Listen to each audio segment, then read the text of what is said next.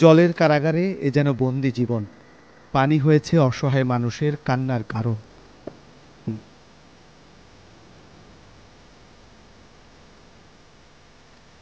তিলে তিলে গড়ে তোলা ঘর তলিয়ে গেছে, ঢলের ঢেউ ছিনতাই করে নিয়েছে সবটুকু সম্বল। গোয়ালের গরু, হাঁস মুরগি, মাছের ক্ষেত সবই তো পানি খেয়েছে। অসহায় শিশুর মুখ, বয়সের ভারে নুয়ে পড়া বৃদ্ধের চোখে শুধুই আতঙ্ক। পানিতে পানিতে ভেসে গেছে সব। কোথায় পুকুর, কোথায় বা খাল নদী কিংবা ফসলের ক্ষেত, কোথায় ছিল হাটবাজার, সবই তো গিলে নিয়েছে বানের জল।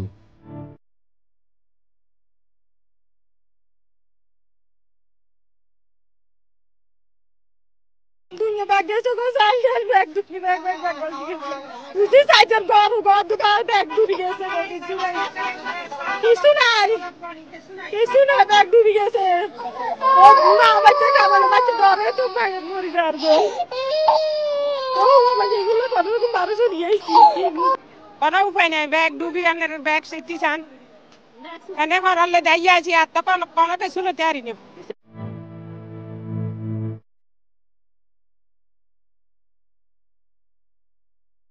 আশ্রয়কেন্দ্রে উপচে পড়ছে মানুষ, মানুষে মানুষের ঠাসাঠাসি।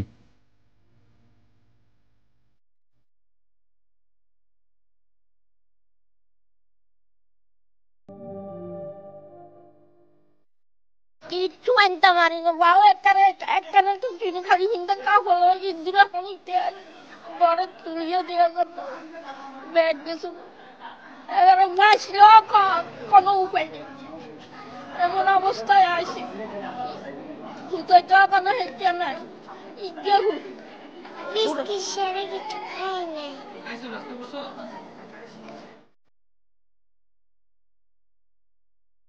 গর্ভে সন্তান নিয়ে উৎকণ্ঠিত গর্ভবতীরও তো যাবার জায়গা নেই।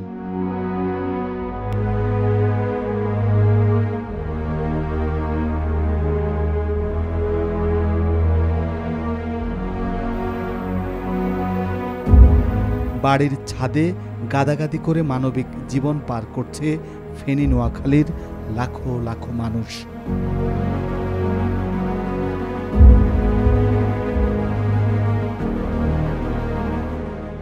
অনেকে হারিয়েছে স্বজন, খুঁজে পাওয়া যাচ্ছে না প্রিয়জনকে। কোথায় আছে, কোথায় বা গেছে ঢলের ঢেউয়ে। নৌকা ছাড়া দুর্গম দুর্গত অঞ্চলে যাওয়াও তো যাচ্ছে না। এতটা অসহায় বোধ এর আগে করেনি অঞ্চলের মানুষ। ঘুম নেই, নেই খাবারের জোগান। আগামীকালটা কেমন হবে সেটাও জানে না কেউ। এত এত পানি পার করে কেউ কি আসবে তাদের কাছে?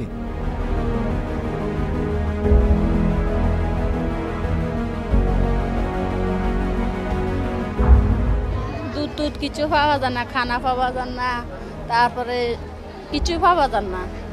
এখানে থাকমান না তো বাইরে ডুবিয়ে গেছে, কেন থাকবো বাইরে ডুবিয়ে গেছে। নাই কিছু না, খানা দানা কিছু সব কিছুর অভাব। দেখেন না হানি কামছে উঠে কি মতো রয়েছে, এনে খানা দানা কিছু নাই তো। পানিতে দূরিয়ে দূরি এখন আসছে, সুবি সুবি আসছে। বিদ্যুৎ নেই, রাত হলেই ঘুটঘুটে অন্ধকার নেমে আসে, চারপাশে পানি।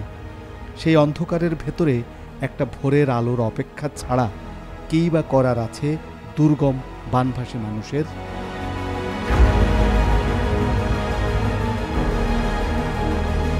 Hasan Mahmud, NTV news.